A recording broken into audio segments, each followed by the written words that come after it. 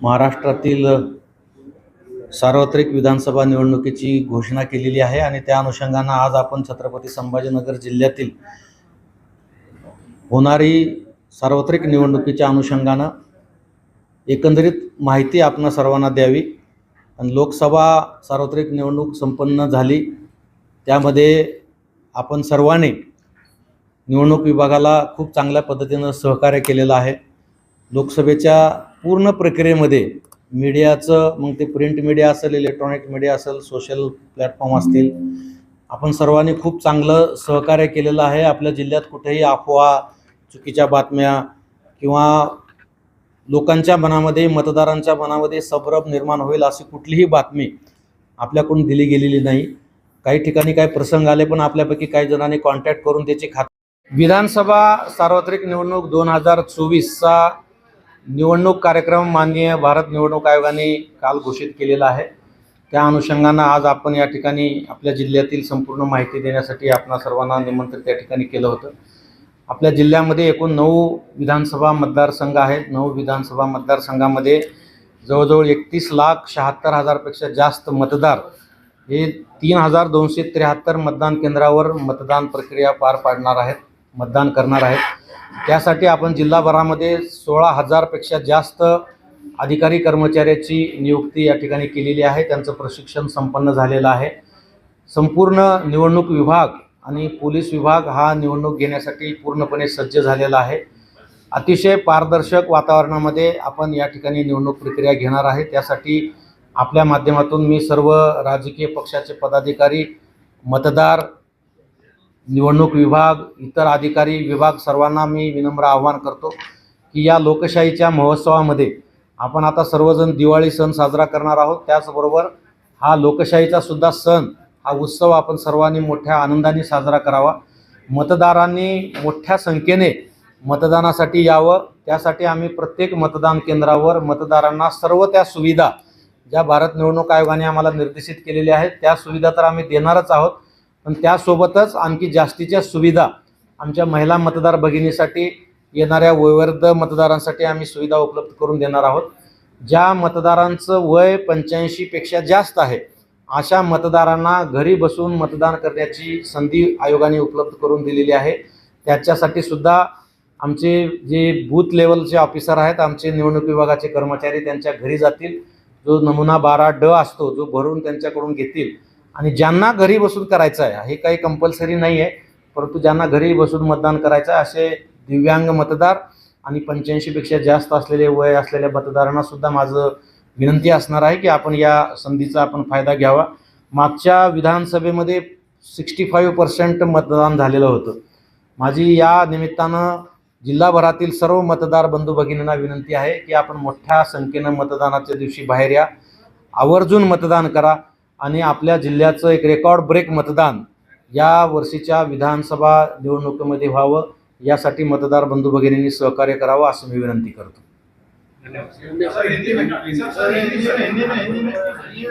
जो पत्रव्यवहार आहे आणि त्याच्यामधले जे नाम आहेत ते नामाभिमान तसंच आहे।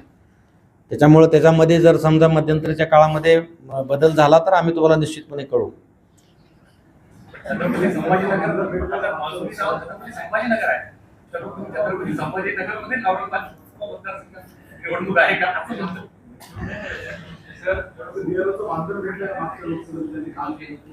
मानधन आणखी मलाच भेटलं नाही।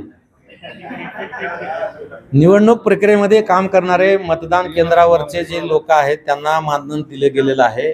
BLOचं पण मानधन दिलेलं आहे। काही कर्मचारी अधिकाऱ्यांचं मानधन अद्याप अवेटेड आहे, ते आल्यानंतर निश्चितपणे त्यांना दिलं जाईल।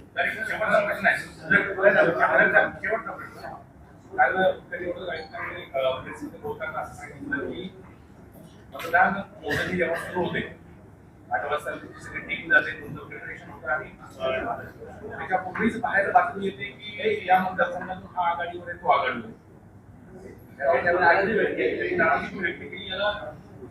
कारण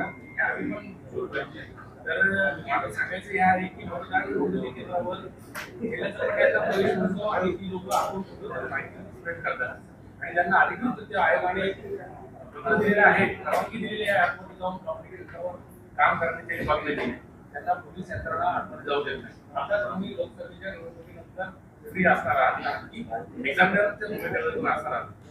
सगळ्या मतदारसंघाचा आढावा चांगला घेता येईल. त्याच्यामुळे त्याची व्यवस्था अतिशय पारदर्शक व्हावी आणि त्यांच्याकडे अधिकृतरित्या कार्ड दिलेला आहे त्यांना तरी किंवा मतदान क्षेत्रामध्ये व्यवस्थित जाऊन ती माहिती मिळावी आणि जेणेकरून आयोगाच्या स्वतःला या भूमिकेला आपण पाठिंबा दिला जाईल असं. नाही, निश्चितपणे तुम्ही आता सर्वजण इथं आहात. कालची पत्रकार परिषद मी पण पूर्ण ऐकली. आयोगाकडे हा विषय झाला होता आणि आयोगाने पण काय होते ते सांगितलं, कारणं पण सांगितली. मीच तेच तुम्हाला सांगतो. जेव्हा मतमोजणी प्रत्यक्ष सुरू होती, पहिला अगोदर आपण पोस्टल बॅलेट पेपरला सुरुवात करतो. आयोगाचे डायरेक्शन आहेत की पोस्टल बॅलेट पेपर आधी सुरू करायचे, मग EVMचे मतदान सुरू. आता मतमोजणी केंद्रामध्ये कुणाला प्रवेश द्यायचा आहे ते आयोगाने ठरवून दिलेलं आहे. बराच वेळेस आपल्याला जे अधिकृत आहेत, आता येऊन मीडिया कक्ष आपला 500 मीटर 100 मीटर दूर असतो. ऑफिशियली जे फिगर जायला पाहिजेत बाहेर, त्याला काही बंधनं आहेत. म्हणजे ते काही आयोगाने घालून दिलेले आहेत, काही कोर्टाने बंधन घातलेले आहेत. जेव्हा 16 टेबल असतात, 16 टेबलवरचे काउंटिंगच्या स्लिप जेव्हा टॅब्युलेशन फॉर्मला येतात, त्या टॅब्युलेशन फॉर्मला आल्यानंतर आम्ही एकदा चेक करून थांबत नाही, कारण रिस्की असतं. कारण एकदा राऊंड डिक्लेअर केला की मग ते पाठीमागे घेता येत नाही. आणि त्यामुळं आम्ही टॅब्युलेशन फॉर्मवर टेबलवर 2 वेळेस चेक होतं, नंतर आमच्या टॅब्युलेशनवर 2दा चेक होतं, संगणकावर आम्ही टॅली करतो, मॅन्युअली टॅली करतो. मग सगळं आल्यानंतर ROची सही होती आणि ROची सही झाल्यानंतर डिक्लेअर होतं. हा मधला जो पिरियड आहे, या पिरियडमध्ये तिथं जे निवडणूक मतमोजणीचे जे एजंट असतात, ते प्रत्येक रोमध्ये एक त्यांचा जो कोणी असतो तो त्या रोच्या तिथंच मध्येच, बाहेर राहत नाही. तो तिथंच बाहेर येतो, माझ्या ह्याच्यामध्ये एवढे, तो त्याहून माझ्या ह्याच्यामध्ये एवढे, ते लगेच तिथं कागदा काही जण हातावरच करतात, काही जण चित्ताच्या पोटावर करतात आणि तिथून ते मेसेज बाहेर जातो. त्याच्यातला एक जण बाहेर जातो. किंवा आता बऱ्याच वेळेस मोबाईल अलाउड नाही, तर काय आम्ही मागच्या वेळेस काही मोबाईल पण जप्त केले. ते कोणतरी सांगते की ह्या राऊंडमध्ये एवढे मतं पडली. आता त्यांचं इतकं फास्ट असतं, आम्हाला इकडे सगळे बंधनं आहेत, ती पार पाडायला वेळ जातो. परंतु आम्ही लोकसभेच्या मतमोजणीच्या वेळेस जे काय आम्हाला अनुभव आले, मग ते उमेदवारी एजंटच्या बाबतीमध्ये आले, आमच्या स्टाफच्या बाबतीमध्ये आले, काही लोकांनी कळत नकळत काही चुका केल्या, त्या सगळ्या गोष्टीवर आम्ही लक्ष ठेवतोय. यावेळेस अशा पद्धतीने काही होणार नाही. लवकरात लवकर ऑथेंटिक माहिती आम्ही तुम्हाला देण्याचा प्रयत्न करू. झाला ना, ते चालू आहे त्याच्यावर कारवाई.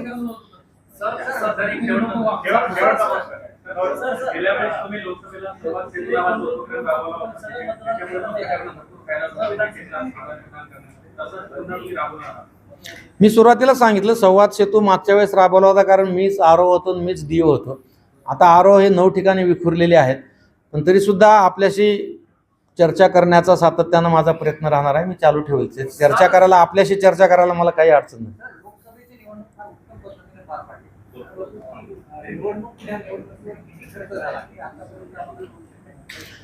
नाही, बघा, हा फायनान्शियल विषय आहे. हा सगळी निवडणूक प्रक्रिया ही ओपन टू ऑल आहे. मी नेहमी काय म्हणत असतो की फक्त मतदान हेच गोपनीय आहे, बाकी सगळं ओपन आहे. खर्चाच्या बाबतीमध्ये सुद्धा आम्ही तुम्हाला डिटेल देऊ, कारण गव्हर्नमेंटने, कमिशनने, आयोगाने, शासनाने पैसा दिला आहे, तो खर्च केलेला आहे. त्याचा आम्ही पूर्ण जे काही फायनान्शियल प्रक्रिया आहे, ते प्रत्येक प्रक्रिया करूनच खर्च केलेला आहे. आता लोकसभेमध्ये झालेला एकंदरीत खर्च जोपर्यंत सगळे बिलं सबमिट होणार नाहीत, ते अकाउंट ऑफिसरकडून टॅली होणार नाहीत आणि त्यांना जोपर्यंत आम्ही पेमेंट करणार नाही, आणखी या 3 का 4 ठिकाणचंच पेमेंट झालेलं आहे, आणखी जवळजवळ 12-13 ठिकाणचं पेमेंट शिल्लक आहे. काहीची निधीची मागणी केलेली आहे, काही लोकांची बिलं यायचे आहेत आणि काही लोकांची बिलं सबमिट झाले, ते लेखाधिकाऱ्याकडे तपासणीसाठी. माझा असा आग्रह आहे की पूर्ण बिलं तपासल्याशिवाय, अकाउंट ऑफिसरने त्याला पूर्ण संमती दिल्याशिवाय कुठलंही बिल द्यायचं नाही आहे. 1 पैसासुद्धा चुकीचा गेला नाही पाहिजे, या आग्रहापोटी त्याला वेळ लागतो आहे. निश्चितपणे सगळे बिल झाल्यानंतर आम्ही तुमच्या या प्रेस माध्यमातून आम्ही तुमच्यासमोर सगळा खर्च ठेवू. थँक्यू.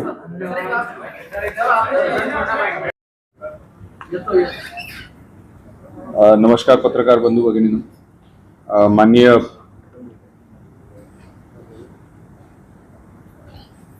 पोलीस आयुक्त सर, उपस्थित मुख्य निवडणूक अधिकारी collector sir, deputy election officer, आज छत्रपती संभाजीनगर ग्रामीण या ठिकाणी जे इलेक्शनच्या अनुषंगाने जे तयारी झालेली आहे त्या अनुषंगाने ब्रीफ करायला आज मी आपल्याकडे आहे.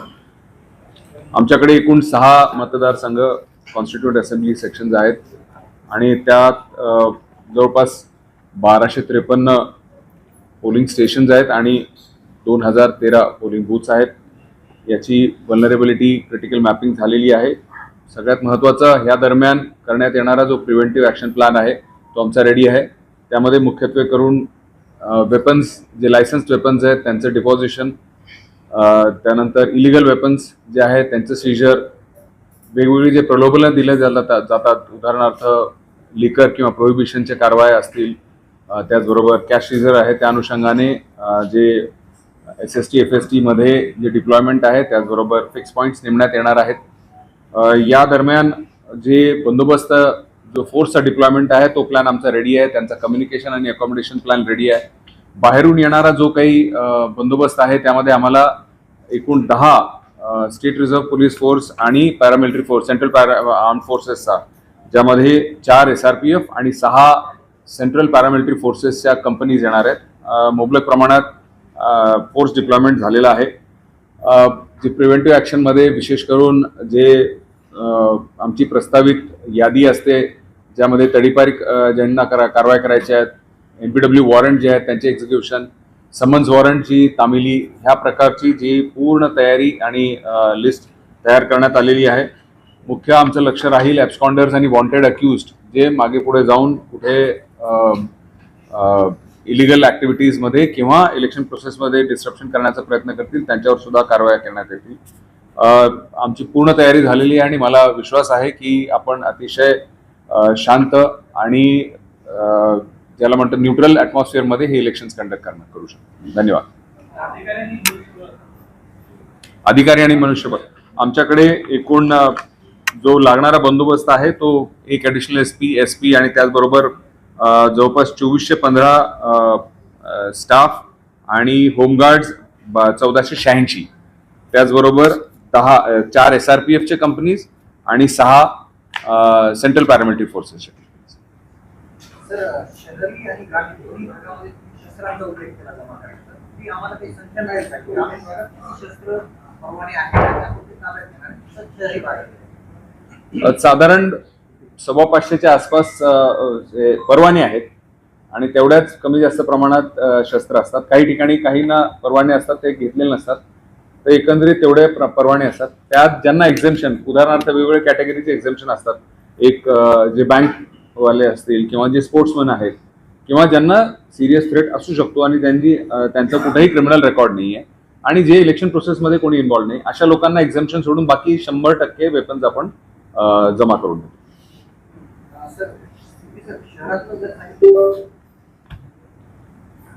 साधारणतः आमच्याकडे 1075 पर्यंत वेपन्स आहेत आणि कमिटीची मीटिंग होईल आणि त्या मीटिंगच्या नंतर ती शस्त्र जे आहेत ते डिपॉझिशनची आदेश काढून त्याप्रमाणे त्याची डिपॉझिशनची कारवाई करण्यात येईल. एक एक एक एक राजकीय पक्षांच्या लोकांची बैठक घेतलेली आहे, त्यांना आपण काय सूचना दिल्या काय? आज राजकीय पक्षांच्या पदाधिकाऱ्यांना निमंत्रित केलं होतं. बाकी ज्या निवडणूक आयोगाने दिलेल्या सूचना आहेत, आदर्श आचारसंहितेच्या अनुषंगानं त्या सूचना होत्या. पण त्यासोबत मी आदर्श आचारसंहितेचे पालन करण्यासंदर्भात आग्रह करत असताना बाकी ज्या काही गोष्टी आहेत, उदाहरणामध्ये वेळेचं बंधन, नॉमिनेशन पेपर दाखल करण्याचा जो कालावधी आहे त्या कालावधीचा म्हणजे शेवटचा दिवस जो आहे तो 3 वाजेपर्यंतचा जो वेळ आहे, त्याच दिवशी खूप मोठ्या प्रमाणामध्ये गर्दी होती, तर त्याच्या अनुषंगानं थोडी काळजी घेण्यासंदर्भातली विनंती मी केलेली आहे.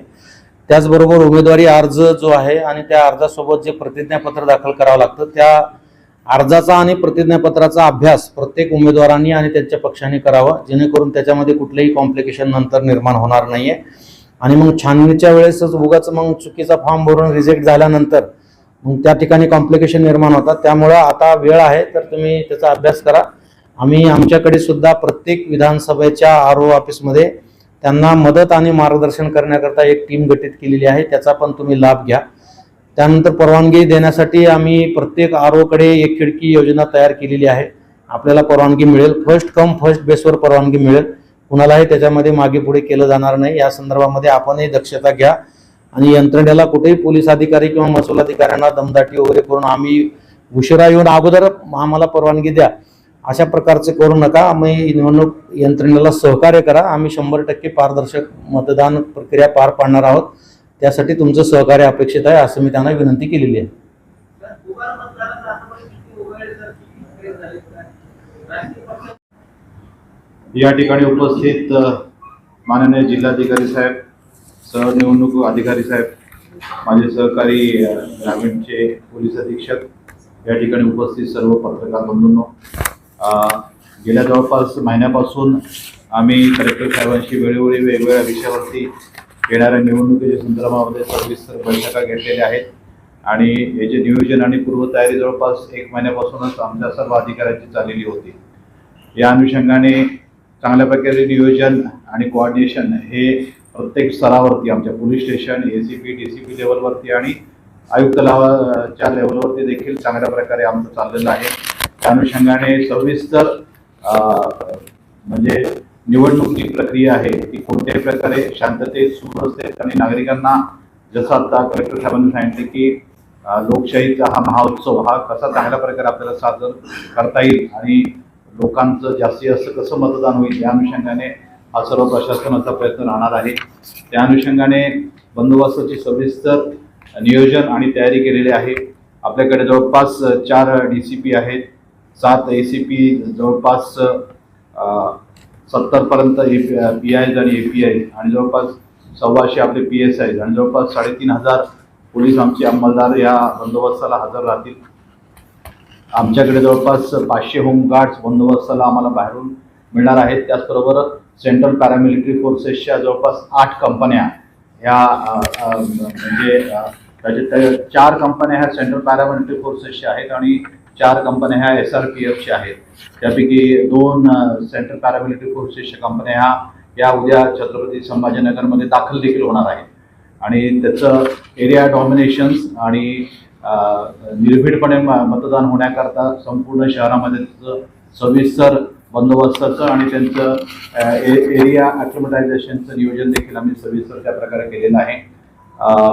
इलेक्शनच्या अनुषंगाने लोकसभेमध्ये जे काही आचारसंहितेच्या अनुषंगाने जे गुन्हे दाखल झालेले होते 13 गुन्हे दाखल झालेले होते, त्या सर्व गुन्ह्यांमध्ये आमच्याकडून चार्जशीट केलेली आहे.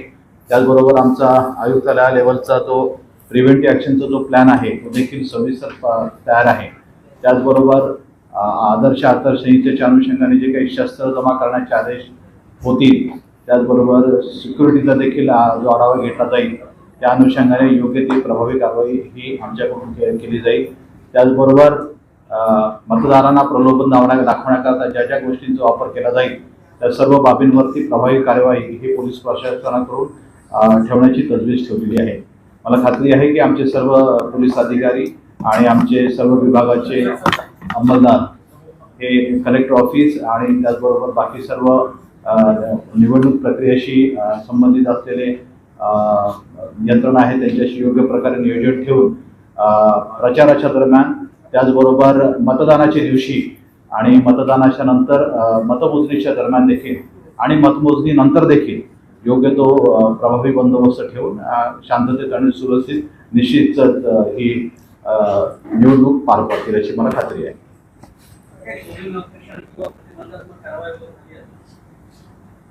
निश्चितच म्हणजे आमच्याकडून प्रभावीपणे नाकाबंदीचं नियोजन, कोमिंग ऑपरेशन्स, त्याचबरोबर arms, illegal arms seizure, preventive ॲक्शनचा प्लॅन म्हणजे कोणाच्या विरुद्ध प्रिव्हेंटिव्ह ॲक्शन करायची आहे त्या व्यक्तींच्या नावासहित आमच्याकडे सर्व प्लॅन तयार आहे आणि त्याची कारवाई आणि त्याची तयारी आमची गेली 2 महिन्यापासून चालू होती आणि त्याप्रमाणे आम्ही प्रिव्हेंटिव्ह ॲक्शनची कारवाई देखील करणार आहोत.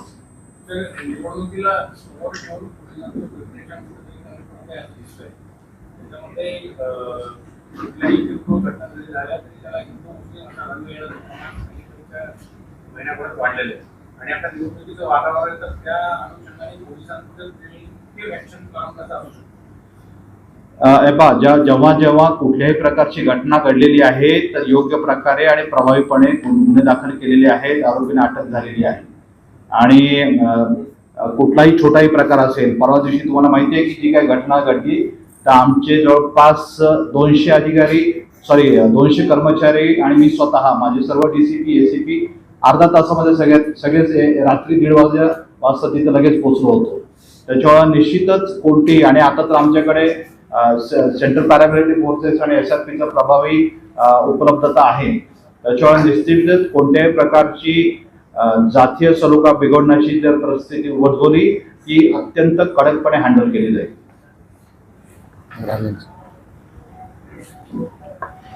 आयटीचे जे ऍप्लिकेशन्स आहेत, सरांनी सांगितल्याप्रमाणे 15 प्रकारचे इलेक्शन कमिशनने आयटी ऍप्लिकेशन्स इंट्रोड्यूस केलेले आहेत. याच्यामध्ये नागरिकांसाठी पण काही आहेत, काही उमेदवारांसाठी आहेत आणि काही ऍप्लिकेशन्स हे शासकीय अधिकाऱ्यांसाठी सुद्धा आहेत. त्याच्यामध्ये नागरिकांसाठी 6 आहेत, अधिकाऱ्यांसाठी 6 आहेत आणि 3 कॅन्डिडेटसाठी आहेत. या नेक्स्ट. अशा स्वरूपाची ही सर्वसाधारण माहिती आहे आपल्या जिल्ह्याची. आता सरांना विनंती आहे, सर आपल्याला संबोधन करतील अशी मी सरांना विनंती करतो. थँक्यू. हा पूर्ण विस्तृत ब्ल्यूप्रिंट आपल्या जिल्ह्याच्या निवडणुकीच्या संदर्भातला होता. थोडं आपल्याला लांबलचक वाटला असेल, परंतु आम्ही डिटेल आपल्याला सगळी माहिती व्हावी आणि कुठलीही गोष्ट हिडन ठेवलेली आहे असं वाटू नये यासाठी काही ह्याच्यातल्या प्रशासकीय गोष्टी होत्या. त्याला कदाचित न्यूज व्हॅल्यू असेल नसेल, परंतु ते आपल्याला माहिती असावं, कारण आपल्या पूर्ण जिल्ह्याचं जे काही निवडणुकीचा आराखडा आहे तो सगळा आम्ही आपल्या समोर सादर केलेला आहे. आपल्या जिल्ह्यामध्ये 9 विधानसभा मतदारसंघामध्ये आता सांगितल्याप्रमाणे 31,76,000 पेक्षा जास्त मतदार हे जवळजवळ 3,273 मतदान केंद्रावर मतदानाची प्रक्रिया पार पाडली जाणार आहे. त्यासाठी जवळजवळ आपल्याला 16,000चा स्टाफ आम्ही नियुक्त केलेला आहे आणि निवडणुकीच्या अनुषंगानं पूर्ण निवडणूक प्रक्रिया ही 100% पारदर्शक राहील. कोणाच्याही मनामध्ये किंतु परंतु निर्माण होणार नाही या दृष्टिकोनातून आम्ही आमच्या सर्व यंत्रणेचं प्रशिक्षण घेतलेलं आहे आणि सक्त सूचना त्यांना दिलेल्या आहेत. मतदान केंद्रावरच्या आणि पूर्ण जिल्हाभरातील शहर आणि ग्रामीण भागामध्ये जे आपल्या त्यात स्ट्रॉंग रूम निर्माण करतोय आपण, किंवा जे 4 विधानसभा मतदारसंघाचं काम हे शहरी भागामध्ये माननीय SP साहेबांच्या कार्यक्षेत्रामध्ये 4 स्ट्रॉंग रूम असणार आहेत. बाकी 5 स्ट्रॉंग रूम आणि इतर प्रक्रिया हे ग्रामीण भागामध्ये असणार आहेत. आणि प्रत्येक तालुक्यामध्ये मी स्वतः जाऊन पूर्ण गोष्टीची खातरजमा करतो आहोत. काही गोष्टी आता जसं मतदाराची संख्येमध्ये चेंज झालेली आहे, मतदान केंद्रामध्ये बदल झालेला आहे, या सगळ्या गोष्टीचा विचार करून आणि लोकसभेचे काही अनुभव आहेत, काही पातळीवर जास्त खबरदारी घेण्याची आम्हाला गरज वाटते, काही पातळीवर आणखी सखोल लोकांना मदत आणि मार्गदर्शन करण्याची गरज वाटते. आपल्याकडे आता 85+ 85 वर्ष वयापेक्षा जास्त असलेले मतदार, PWD मतदार हे याची टोटल संख्या जर बघितली तर जवळजवळ 60,000पर्यंत चाललेली आहे. म्हणजे 60,000 मतदारांना घरी बसून मतदान करण्याची अनुमती आयोगाने दिलेली आहे, पण ते ऑप्शनल आहे, त्यांच्यासाठी ते कंपल्शन नाही आहे. त्यासाठी 12D जो नमुना आहे, ज्यांना की घरी बसून करायचा आहे. बऱ्याच जणाला असं वाटतं की मतदान केंद्रावर जाऊनच मतदान केलं पाहिजे, कारण हा शेवटी लोकशाहीचा उत्सव आहे.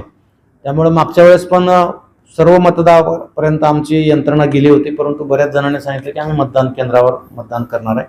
यावेळेस सुद्धा आम्ही आमची जे काही BLOs आणि यंत्रणेचे अधिकारी कर्मचारी आहेत यांना त्यांच्या घरी बसून मतदान करता येण्याची सोय उपलब्ध करून देतो आहोत. त्याच्या संदर्भामध्ये आम्ही त्या अधिकारी कर्मचाऱ्याचं प्रशिक्षण या ठिकाणी घेतो आहोत. मागे आपण 1 दिवस आड आपला संवाद चालू ठेवला होता, त्यावेळेस मी निवडणूक निर्णय अधिकारी पण होतो आणि जिल्हा निवडणूक अधिकारी पण होतो. पण आता 9 ठिकाणी विखरलेले आहेत RO, आणि त्या ठिकाणी जे कामकाज होणार आहे ते कामकाजाची जी माहिती आपल्याला हवी असते, तर एक मीडिया म्हणून आपल्याला जी माहिती लवकरात लवकर मिळणे हा जो आपला नेहमीचा प्रयत्न असतो, ती पुरवण्याचा सुद्धा आमचा अट्टहास आहे. आणि त्यासाठी सुद्धा आम्ही इथे एक कक्ष तयार केलेला आहे. ती माहिती सुद्धा जिल्हाभरातील जी माहिती आहे निवडणुकीच्या संदर्भातली त्यावेळेस ती आपल्याला दिली जाईल. त्याच्याबद्दल आपण निश्चिंत राहावं. तर तुमचं सहकार्य आम्हाला या निवडणुकीमध्ये सुद्धा अपेक्षित असणार आहे. त्यामध्ये निवडणूक प्रक्रिया आणि दुसरा कायदा व सुव्यवस्था. माझ्याकडे आपला माननीय SP साहेब आणि माननीय CP साहेब आहेत. मी त्यांना CP साहेबांना SP साहेबांना विनंती करतो की बंदोबस्त आणि कायदा व सुव्यवस्थेच्या बाबतीमध्ये आपल्या सर्व 9 विधानसभा मतदारसंघामध्ये मॉडेल मतदान केंद्र उभारणी करण्यासंदर्भात कारवाई केली जाईल. प्रत्येक विधानसभा मतदारसंघामध्ये एक मॉडेल पोलिंग स्टेशन असेल. एक मतदान केंद्र हे महिलांच्या वतीने पूर्णतः ऑपरेट केलं जाईल. त्याच्यामध्ये प्रिसाइडिंग ऑफिसर पासून ते पोलीस कर्मचाऱ्यापर्यंत सगळे महिला असतील. काही मतदान केंद्र हे केवळ युथ ऑपरेट करतील, जे युवा कर्मचारी आहेत ते ऑपरेट करतील. आणि काही मतदान केंद्र हे PWD म्हणजे दिव्यांग कर्मचारी, असे आम्ही 9 किमान निश्चित केलेले आहेत. याच्यापेक्षा जास्त करण्याचा आमचा प्रयत्न आहे. पुढे नेक्स्ट बॅक जो मतदान केंद्रांचा विचार करता 15,710 म्हणजे जवळपास 16,000 इतके प्रिसाइडिंग ऑफिसर, पोलिंग ऑफिसरची गरज असणार आहे. आपल्याकडे थोडेसा मनुष्यबळ उपलब्ध आहे. त्या माध्यमातून उपलब्ध स्टाफचा सॉफ्टवेअरच्या माध्यमातून रँडमायझेशन केलं जातं आणि त्या रँडमायझेशन मधून कुठले कर्मचारी कोणत्या विधानसभा मतदारसंघावर जातील, कोणत्या कर्मचारीची टीम कोणत्या दुसऱ्या कर्मचाऱ्यासोबत असेल, हे त्या टप्प्यावर ऑब्झर्व्हरच्या समक्ष रँडमायझेशन सॉफ्टवेअरच्या माध्यमातून केलं जातं आणि त्यानुसार ते टीम फॉर्मेशन केले जातात. सध्या परिस्थितीत आपल्याला आवश्यक असणारा कर्मचारी वर्ग पुरेशा प्रमाणात उपलब्ध आहे. सेक्टर ऑफिसर ज्याला आपण झोनल अधिकारी म्हणतो, आपल्या जिल्ह्यामध्ये 397 झोनल अधिकाऱ्यांची नियुक्ती करण्यात आलेली आहे. याच्यामध्ये राखीव सुद्धा सेक्टर ऑफिसरचा अंतर्भाव आहे. पुरेशा प्रमाणामध्ये सेक्टर ऑफिसर नियुक्त आहेत.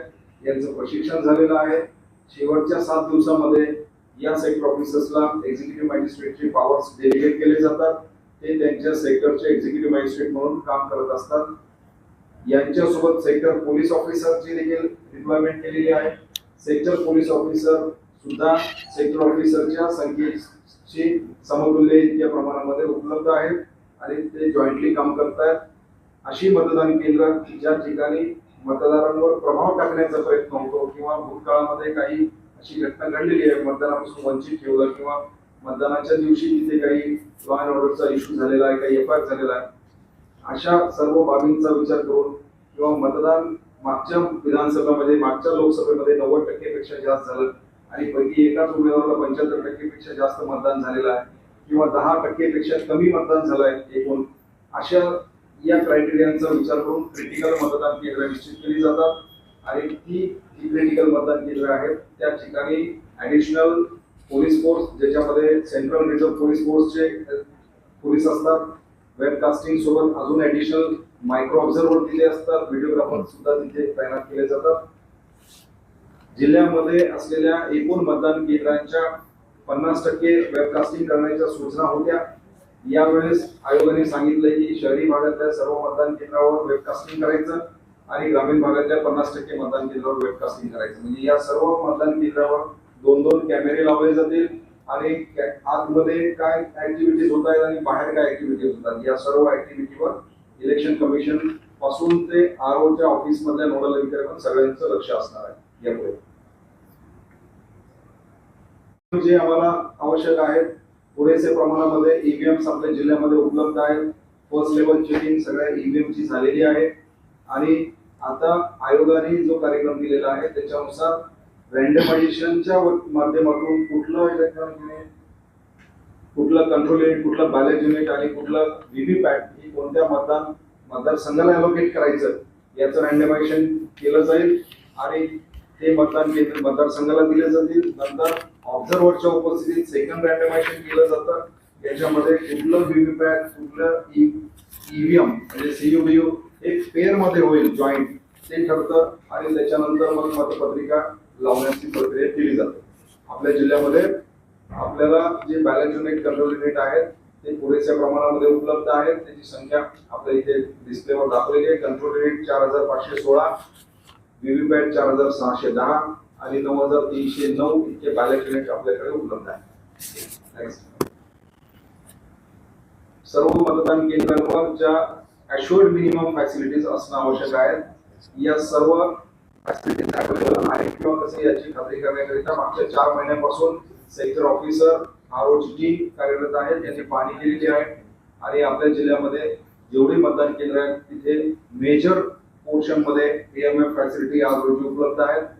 काही मतदान केंद्रावर फर्निचर ऐन वेळेस आणावं लागतं, ते त्या वेळेस ते उपलब्ध करून दिलं जातं. याच्यामध्ये पिण्याचं पाणी असेल, सावली, टॉयलेट्स आहेत, वोटर हेल्पलाईन बूथ तिथे तयार केले जातात. मतदारांना माहीत नाही त्यांचं मतदान केंद्र कोणतं आहे. एकाच इमारतीमध्ये जर 2 पेक्षा जास्त मतदान केंद्र असतील तर अशा ठिकाणी अल्फाबेटिकल यादी सुद्धा तिथे मतदानाच्या मदतीसाठी ठेवली जाते. दिव्यांग मतदार जर कोणी असतील किंवा ज्येष्ठ नागरिक असतील त्यांच्यासाठी रॅम्प तिथे लावलेलं असतं.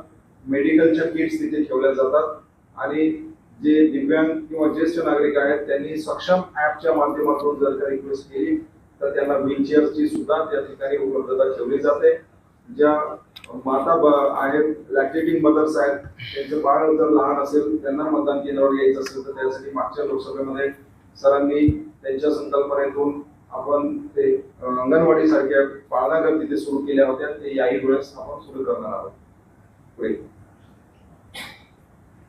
1950 हा टोल फ्री नंबर आहे जो कुठल्याही मतदाराला निवडणुकीच्या अनुषंगाने कुठली तक्रार करायची असेल किंवा माहिती मिळवायची असेल तर ते 1950 या क्रमांकावर डायल करून ती माहिती उपलब्ध करू शकतात किंवा तक्रार नोंदवू शकतात. की याचा ऍक्टिव्हेशन नोटिफिकेशनच्या डेट पासून हे सगळे 1950 चे नंबर ऍक्टिव्हेट होतील. 24/7 या ठिकाणी कंट्रोल रूम एस्टॅब्लिश केलेला आहे. डिस्ट्रिक्टला सुद्धा आणि असेंब्लीला सुद्धा हे कंट्रोल रूम एस्टॅब्लिश असतील. पुढे नेक्स्ट, सर्व परवानग्या ज्या द्यायच्या त्याच्यासाठी असेंब्ली लेवलवर सिंगल विंडो सिस्टीम ही फंक्शन असणार आहे. एकाच एक खिडकी योजनेच्या माध्यमातून सर्व परवानग्या एकेकाला दिल्या जातील. पुढे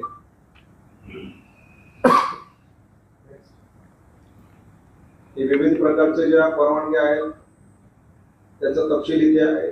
जसं चौक सभा असतील किंवा प्रचार कार्यालय, ध्वनी क्षेपकाच्या परवानग्या, मिरवणुका, या सगळ्यांच्या काय काय डॉक्युमेंट्स लागतात, कुठे द्यायचं ते सगळं त्याच्यामध्ये आम्ही तपशील दिलेला आहे. पुढे मागच्या लोकसभेमध्ये 2019 मध्ये 65.67 इतकं मतदान झालं होतं. आता आमचा मानस आहे की याच्यामध्ये किमान 5% तरी भर पडायला पाहिजे. कारण लोकसभेमध्ये खूप जास्त टाईट सिच्युएशन होती तरी सुद्धा लोकांची मतदानाकडे येण्याचा सुट्ट्या मोठ्या सलग असल्यामुळे थोडंसं कल जरी नसलं तरी आपल्या जिल्ह्याचं खूप चांगलं मतदान झालं. आणि निवडणूक आयोगाने विशेषतः आपल्या जिल्ह्याचं नाव घेऊन कौतुक केलं, सरांचं कौतुक केलेलं आहे. त्याच्यासाठी आपल्याला पण अभिमान वाटायला पाहिजे. आपणही त्याच्यामध्ये सक्रिय आपला सहभाग होता. त्याच्यामध्ये तुमच्या सगळ्यांच्या माध्यमातून या सगळ्या गोष्टी घडलेल्या आहेत. FST, SST, VST, VVT म्हणजे जे फ्लाइंग स्क्वॉड आहेत किंवा स्टॅटिक स्क्वॉड आहेत किंवा व्हिडिओ सर्व्हेलन्स टीम आहे किंवा व्हिडिओ व्हिविंग टीम्स आहेत, याच्या निर्मिती केलेली आहे प्रत्येक जिल्ह्याने आहे. आपल्याकडे FST 99, 46 VST, 13 VVT आणि 118 SST. आता उद्यापासून म्हणजे कालपासून आचारसंहिता घोषित झाल्यापासून FST ऍक्टिव्हेट झालेले आहेत आणि 22 तारखेपासून SST ऍक्टिव्हेट होतील. पुढे बूथ लेवल अवेअरनेस ग्रुप जनजागृती करण्याकरिता प्रत्येक मतदान केंद्रावर बूथ लेवल अवेअरनेस ग्रुप तयार केलेले आहेत. ते सुद्धा काय तेच म्हणतो तो. SST म्हणजे स्थिर पथक, स्टॅटिक सर्व्हेलन्स टीम. FST म्हणजे भरारी पथक. VST म्हणजे व्हिडिओ सर्व्हेलन्स टीम, जे व्हिडिओग्राफर असतात त्याच्यामध्ये. VVT म्हणजे व्हिडिओ व्हिविंग टीम, जे काही रेकॉर्डिंग केलेलं आहे त्याच्यासाठी ते पाहण्यासाठी वेगळी टीम असते. आचारसंहितेचा भंग झाला का, मग गुन्हे वगैरे दाखल करायचे का, याच्यासाठी ते मॉडेल कोड ऑफ कंडक्टच्या नोडल अधिकाऱ्यांच्या अधीनच ती पथकं काम करतात. BAG म्हणजे बूथ लेवल अवेअरनेस ग्रुप्स, म्हणजे मतदान केंद्राच्या ठिकाणी त्या बूथवर अवेअरनेस करण्यासाठी त्या स्थानिक भागातले जे मतदार आहेत, जे राजकीय पक्षाशी कनेक्टेड आहेत, अशा लोकांचे ग्रुप्स बनवलेले आहेत. प्रत्येक मतदान केंद्रावर किमान 10 असे नागरिक आहेत, ते त्या बूथमध्ये अवेअरनेस ग्रुपमध्ये काम करतात.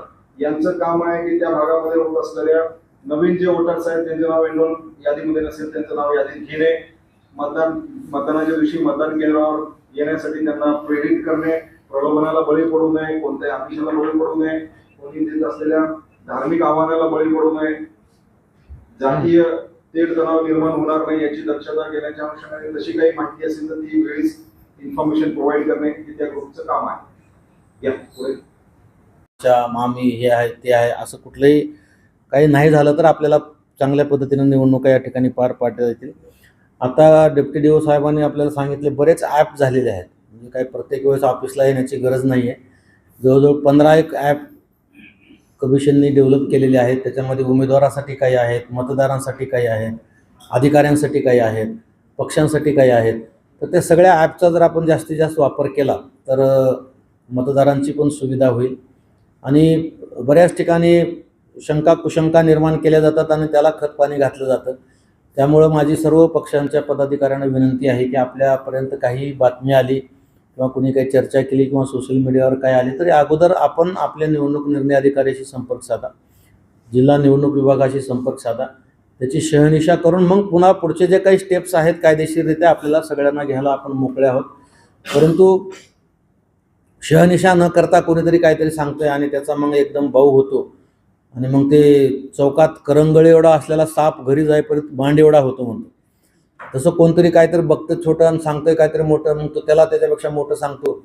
आणि अशा पद्धतीनं जर निवडणूक प्रक्रियेमध्ये कोणी बाधा आणण्याचा प्रयत्न करत असेल, कोणी अफवा पसरवत असेल आणि निवडणूक यंत्रणेला वेठीस धरण्याचा प्रयत्न करणार असेल तर आम्ही अतिशय कडक पावलं त्या संदर्भात उचलणार आहे. कुणीही किती मोठा असला तरी आम्ही त्याची गय करणार नाही आहे.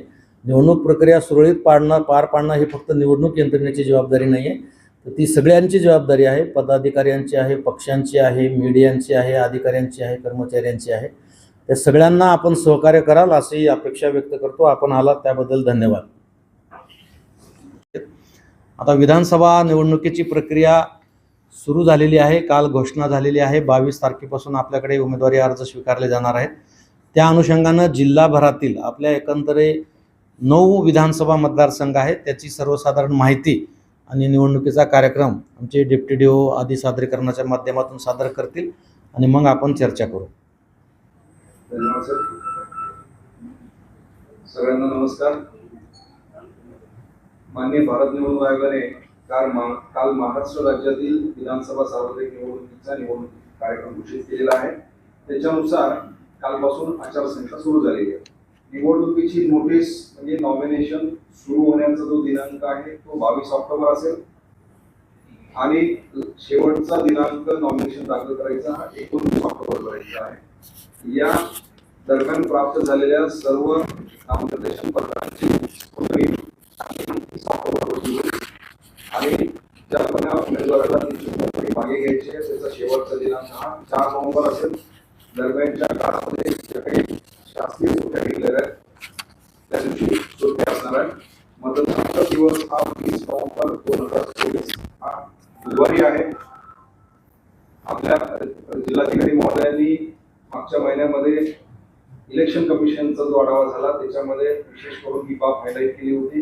लॉंग विकेंड सोबत मतदान झालं तर लोक मतदानाला येत नाही, सुट्टी म्हणून एन्जॉय करतात. म्हणून यावेळेस इलेक्शन कमिशनने ती आपली विनंती विचारात घेऊन मुद्दाम इलेक्शन मध्यावर ठेवलेल्या गुरुवारच्या दिवशी हे विशेष त्या ठिकाणी नमूद करण्यात आहे.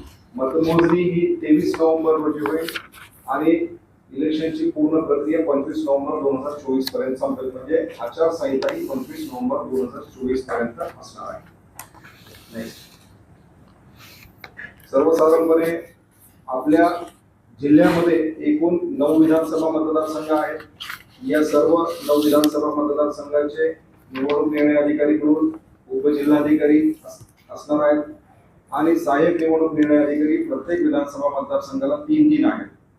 त्याच्यामध्ये तहसीलदार दर्जाचे काही अधिकारी आहेत, काही नायब तहसीलदार आहेत आणि इतरही काही अधिकारी आहेत.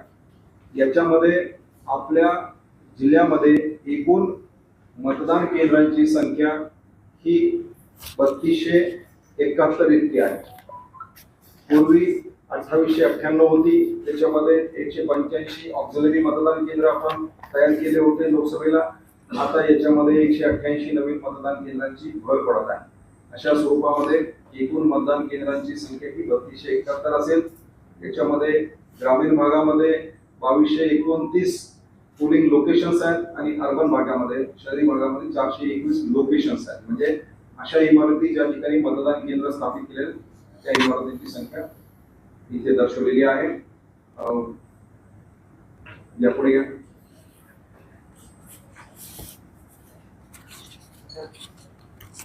आपल्या जिल्ह्यामध्ये 16 प्रकारच्या विविध विषयांचे नोडल अधिकारी आपण नियुक्त केलेले आहेत. याच धर्तीवर विधानसभा मतदारसंघाच्या स्तरावर देखील अशाच नोडल अधिकाऱ्यांची नियुक्ती केलेली आहे.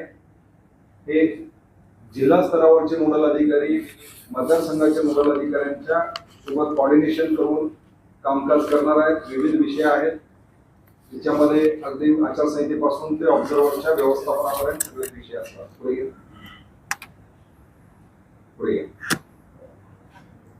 मतदारांची संख्या जर आपण पाहिली तर सध्या परिस्थितीमध्ये एकूण 31,76,830 इतकी मतदार आपल्या जिल्ह्यामध्ये आहेत. पैकी 16,51,840 पुरुष मतदार आहेत आणि 15,24,847 महिला मतदार आहेत. याच्यामध्ये थर्ड जेंडरचे 143 मतदारांचा देखील समावेश आहे.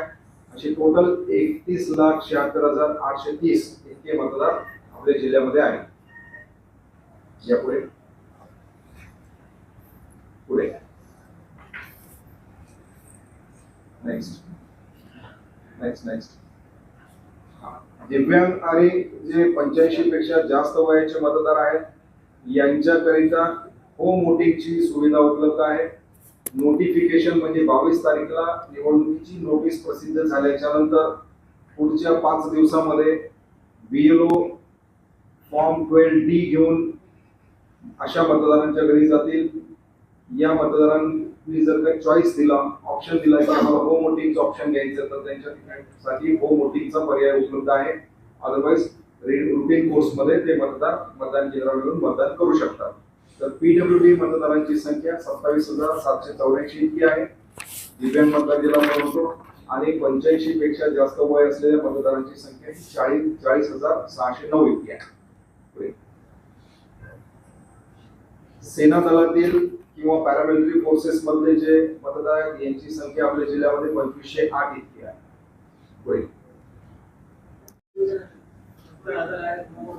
नाही आलेत, आमच्याकडे पण आलेत. मी तुम्हाला डिटेलमध्ये त्याचे देतो. आमच्याकडे एकूण 14 निवेदनं आणि तक्रारी आल्या होत्या. त्या 14 तक्रारीवर मी स्वतः 3 बैठका त्याच्या संदर्भात घेतलेल्या आहेत.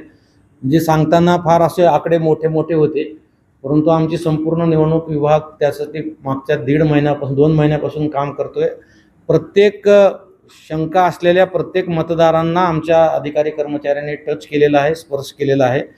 आणि त्यामध्ये आकडे सुद्धा सांगतो तुम्हाला मी. म्हणजे ज्या तक्रारी आल्या होत्या त्या सगळ्या तक्रारीमधला जर गोळाबेरीज केलं तर जवळजवळ 36,000 मतदार दुबार आहेत अशी त्या तक्रारीचा एकंदरीत गोषवारा निघत होता. परंतु जेव्हा प्रत्यक्ष खातरजमा केली त्याच्यामध्ये अनेक विषय होते. आता ते ज्या तक्रारदारांनी तक्रार केली होती त्यांना बोलवून RO लेवलवर ERO लेवलवर त्यांची तक्रार आणि वस्तुस्थिती काय हे त्यांना दाखवून दिलेलं आहे. बऱ्याच ठिकाणी बऱ्याच वेळेस 2-2, 3-3 नावं मतदार यादीमध्ये आहेत आणि ती वेगवेगळी आहेत. त्यांचा EPIC कार्ड पण वेगळं आहे, त्यांचं लोकेशन पण वेगळं आहे, परंतु नाव समान असल्यामुळे त्यांनी त्यांच्या यादीमध्ये दिलेलं होतं. काही दुसऱ्या मतदारसंघातले किंवा दुसऱ्या जिल्ह्यातले पण मतदाराचे त्याच्यामध्ये नाव आलेले होते. अशा अनेक विषय आहेत. परंतु ही सगळी प्रक्रिया केल्यानंतर आम्ही मध्यंतरी आपण काही वर्तमानपत्रा माध्यमातून आवाहन केलं होतं की ज्यांचं दुबार नाव आहे ते तुम्ही स्वतःहून वगळून घ्या, अन्यथा आम्ही तुमच्यावर गुन्हे दाखल करू. तर त्या आव्हानाला बऱ्याच लोकांनी प्रतिसाद दिला आणि फॉर्म 7 भरला. जवळजवळ 2,110 लोकांनी स्वतःहून अर्ज दाखल केला की माझं ह्या ठिकाणचं नाव तुम्ही वगळा. आणि अशा रीतीनं हे सगळी तपासणी प्रक्रिया आणि हे अर्ज हे सगळे घेतल्यानंतर पूर्ण आमच्या लेवलवर प्रक्रिया करून जे डबल मतदार होते त्याच्यामध्ये आमच्या लेवलवर 2,022 मतदारांची नावं आम्ही वगळली, जे 100% कन्फर्म झालेले होते. आणि काही 2,128 मतदारांच्या बाबतीमध्ये कन्फर्मेशन करून आम्ही CO ऑफिसला त्याची वगळण्याच्या परवानगीसाठी आम्ही पाठवलेलं आहे. विषय असा आहे की भारत निवडणूक आयोगाचे जे डायरेक्शन्स आहेत आणि नोटिफिकेशन आहेत, ज्या वर्षी निवडणूक वर्ष असतं त्या वर्षी मतदारांचं नाव मतदार यादीमधून वगळण्यासाठी अतिशय काळजी घेतली पाहिजेत. आणि त्यामध्ये 15 दिवसाची नोटीस आहे. 15 दिवसाची नोटीस दिल्याशिवाय आमच्या एखाद्या EROला किंवा एखाद्या अधिकाऱ्यांना स्पष्ट दिसतं आहे डबल नाव आहे तरीसुद्धा प्रक्रिया केल्याशिवाय ती वगळता येत नाहीत. अनेक उच्च न्यायालय, सन्मान्य उच्च न्यायालय, मान्य सर्वोच्च न्यायालयामध्ये काही रिट पिटिशन मागे दाखल झालेल्या होत्या आणि त्याच्या अनुषंगानं सूचना दिल्या होत्या. निवडणूक वर्ष नसेल तेव्हा बोलून घेऊन खात्री करून BLOच्या रिपोर्टवर ते वगळता येऊ शकतात, परंतु निवडणूक वर्षामध्ये 100% नाही 100%पेक्षा जास्त खातरजमा झाल्याशिवाय कुठलंही नाव मतदार यादीमधून वगळता येत नाही आणि त्याची आम्ही काळजी पूर्ण घेतलेली आहे. कुठलाही मतदार मतदानापासून वंचित राहणार नाही आणि कुठलाही बोगस मतदार मतदान करणार नाही या संदर्भामध्ये आम्ही या विधानसभेच्या निवडणुकीत पूर्ण ती काळजी घेतलेली आहे आणि मतदानाच्या दिवशीपर्यंत खबरदारी घेऊ. झाले ना, गुन्हा दाखल केले ना आम्ही. 5 लोकांवर गुन्हे दाखल झालेले आहेत आणि 5 पुन्हा 2 टप्प्यामध्ये झाले आणि आणखी सुद्धा आमची सर्च मोहीम चालू आहे. आज सुद्धा आपल्या सर्वांच्या माध्यमातून परत एकदा सर्व मतदारांना मी आवाहन करतोय की आपल्याकडे आणखी 2-4 दिवस, आपण कधी नॉमिनेशनचं 10 दिवस अगोदर 19 तारखेपर्यंत म्हणजे काही लोकांनी जाणीवपूर्वक वोट दिल्यानंतर त्यांची नाव नोंदणी केली, गावाकडं नाही ते वगळलं आपण जे जे जे जिथं जिथं नाही त्याच्यामुळं आपण त्यांना संधी दिली होती की आपण आवाहन केलं होतं की ज्यांना माहिती आहे आणि ज्यांचं नजर चुकीनं झालेलं आहे असं तर होऊ शकत नाही, परंतु स्वतः बऱ्याच मतदारांनी अर्ज दिला. काही मतदारांच्या बाबतीमध्ये जे आकडे तुम्हाला सांगितले आम्ही प्रक्रिया केली, नोटीस काढली, घरी जाऊन आमच्या BLO मार्फत तपासणी केली. माझा स्वतःचा हा प्रयत्न होता की मतदार यादी जास्तीत जास्त हेल्दी कशी राहील, निरोगी कशी राहील, म्हणजे अचूक कशी राहील, जेणेकरून कुठल्याही मनामध्ये किंतु परंतु राहणार नाही या दृष्टिकोनातून प्रयत्न केले. त्याच्यातूनही काही आपल्याला प्रत्यक्षदर्शीने काही प्रूफ आढळलं तर आम्ही निश्चितपणे त्याच्यावर कारवाई करू. तर ते कर्मचाऱ्यांची माहिती न देणाऱ्या शाळांच्या मुख्याध्यापकांवर कधीपर्यंत कारवाई होती? नाही आता लोकसभेला अशाच पद्धतीची कारवाई युनिव्हर्सिटीवर करणार होते, पण ती काही झाली नाही. नाही युनिव्हर्सिटीवरच्या कारवाईचा विषय नव्हता. युनिव्हर्सिटीच्या कारवाईमध्ये त्यांनी जे नाव चुकीचे टाकले होते, त्यांनी नाव लपवून नव्हते ठेवले, त्यांनी चुकीचे नावं जे बदलून गेलेले आहेत आणि जे मयत झालेत अशा लोकांचंच फक्त नाव टाकलं होतं. त्यांच्या आम्ही डिपार्टमेंटल इन्क्वायरीच्या सूचना माननीय कुलगुरू महोदयांना दिलेल्या होत्या. त्यात आता तो विषय नाही आहे. आता काही जणांनी नावं लपवून ठेवली अशा तक्रारी आहेत आणि आपल्याकडे मी सांगितलं तुम्हाला जवळजवळ 16,000पेक्षा जास्त कर्मचारी वर्ग लागणार आहे आणि काही आज अधिकाऱ्यांच्या बैठकीमध्ये सुद्धा मी वॉर्निंग दिलेली आहे की परत एकदा आज तपासून बघा. निवडणूक प्रक्रिया ही सर्वांची जबाबदारी आहे, फक्त ते जिल्हाधिकारी कार्यालयाची किंवा जिल्हाधिकाऱ्यांची नाही. आणि ज्यांना ज्यांना शासकीय अनुदान मिळतं त्यांना आम्हाला निवडणूक ड्युटीला आणण्याचे आम्हाला अधिकार आहेत आणि त्यामुळं काही संस्था चालकांनी येऊन काही अधिकाऱ्याने सुद्धा काही समजा काही खरंच कारण आहे, फार सिरियस आजारी आहे किंवा त्याला ते काही व्यंग आहे, दिव्यांग आहे, काम करता येऊ शकत नाही, तर आम्ही त्याचं एक्झम्पशन देतो. म्हणजे आम्ही सुद्धा माणुसकी हे नातं जपत असतो, आम्ही सुद्धा माणुसकी या दृष्टिकोनातून बघत असतो. तो सिरियस आजारी आहे, दिव्यांग आहे, तरी आम्ही त्यांना काम करा म्हणणार नाही, परंतु त्या पोर्टलवर माहिती 100% भरणं हे बंधनकारक आहे. असं असताना काही लोकांनी भरली नाही म्हणून निदर्शनास आलंय, त्यांना आम्ही नोटिसेस काढलेले आहेत. कारवाई कधीपर्यंत अपेक्षित आहे? ते उत्तर येऊ द्या. ते उत्तर येण्याच्या आधी त्यांनी भरले तर मग कारवाई करायचा पण प्रसंग येणार नाही. 119 लोकांना नोटीस दिलेली आहे. संस्था आहेत, काही कार्यालय आहेत. सर, लोकसभा इलेक्शन में कई जगह बहुत सारे पोलिंग बूथ जो है तो ईवीएम जो है तो हैंग हो गई, तो उसमें 4-5 घंटे वोटर्स को भी रुकना पड़ा, अधिकारियों को भी रुकना पड़ा, तो उसके लिए अल्टरनेट आपने क्या निकाले? कभी कोई ईवीएम हैक हो जाती है नहीं ईवीएम हैक नहीं होती, गलत शब्द मत इस्तेमाल करो. जो मशीन जो है बिल्कुल ईवीएम 100% सेफ और सुरक्षित है. ये मैं अभी बताता हूँ, डिटेल में बताता हूँ. अभी विषय निकला है तो मैं शुरू से बता देता हूँ. ईवीएम के बारे में भारत निवडणूक आयोग और डिस्ट्रिक्ट इलेक्शन ऑफिसर करके मैं खुद हमारी पूरी यंत्रणा ईवीएम के बारे में जितना ही प्रोटोकॉल है वो पूरा 101% प्रोटोकॉल हमने फॉलो किया है. जहाँ भी FLC करके फर्स्ट लेवल क्लियरिंग होता है, बाद में उसकी चेकिंग होती है.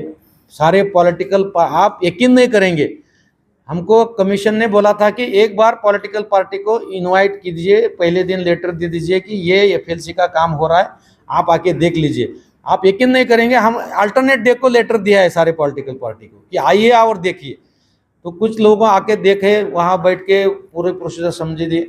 अभी ये सारे प्रोसीजर होते होते पोल डे के दिन तक अगर ड्यूरिंग टाइम ऑफ पोल अगर मशीन में कुछ बिगाड़ हो जाती है, टेक्निकल रीज़न होता है, जो यूज़ करने वाले मतदार है या हमारे कर्मचारी है उससे कुछ तो गलतियाँ हो जाती है और वो बंद हो जाता है।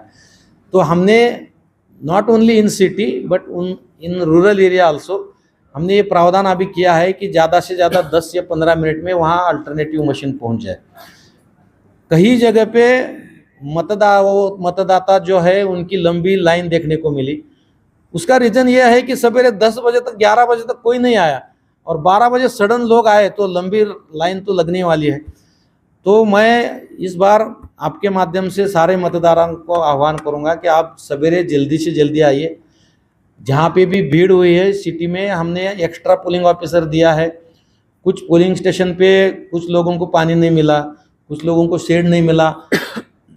एग्जाम्पल कुछ पोलिंग स्टेशन पे हुआ है, लेकिन मैंने इस बार खबरदारी लिया है कि हर पोलिंग स्टेशन पे ऐसी असुविधा मतदाताओं को नहीं हो।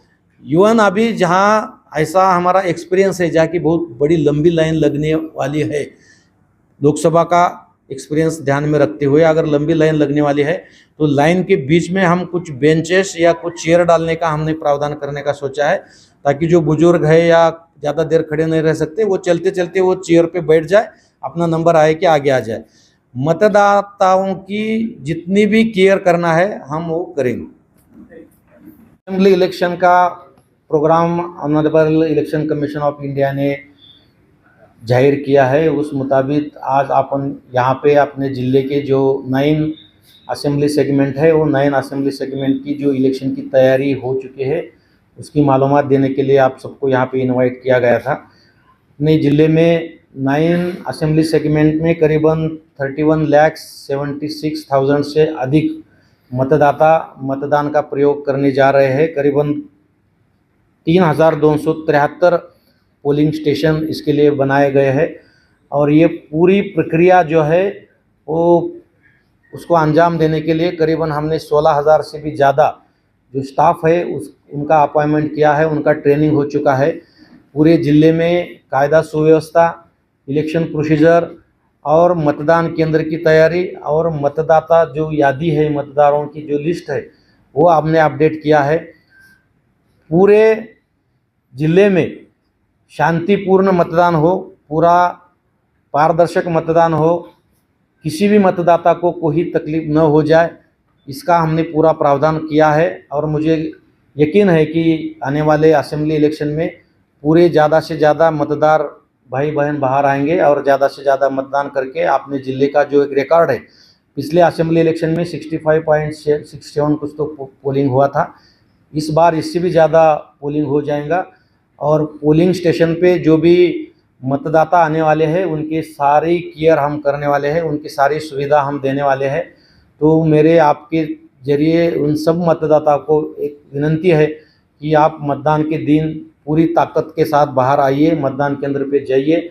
और ये दिवाली का जो माहौल है उससे भी बड़ा माहौल ये इलेक्शन का बनने वाला है, तो ये माहौल में आप सक्रिय सहभाग लें। बहुत सारे सोशल मीडिया के प्लेटफॉर्म के जरिए कुछ लोग अफवाह फैलाने की कोशिश करेंगे, कुछ गलत इन्फॉर्मेशन देने की कोशिश करेंगे, तो मैं उनको सख्त ये वार्निंग दे रहा हूँ कि इलेक्शन प्रोसीजर में कोई भी गलत न्यूज़ फैलाना, कोई अफवाह फैलाना और इलेक्शन प्रोसीजर में कोई भी बाधा लाने की अगर कोशिश करता है तो हम बड़े सख्ती से पेश आएंगे। और जिन्होंने भी ऐसा कृत्य किया है उनको हम जेल के पीछे अंदर डाल देंगे, क्योंकि इलेक्शन शांति से लेना ये इलेक्शन की जैसी जिम्मेदारी है, वैसी पॉलिटिकल पार्टी की जिम्मेदारी है, वैसे हर एक लोकशाही आबादी रखना, लोकशाही को समृद्ध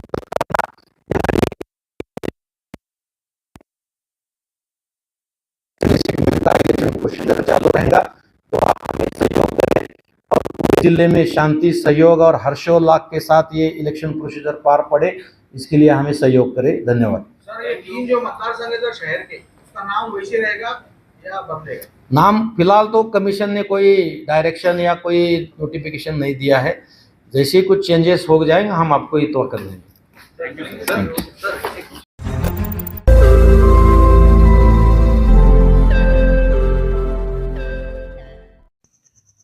रोज नई खबरों को देखने के लिए हमारे औरंगाबाद समाचार चैनल को सब्सक्राइब कीजिए और नोटिफिकेशन पाने के लिए हमारे बेल आइकन को दबाइए ताकि हर खबर की नोटिफिकेशन आपको मिलती रहे।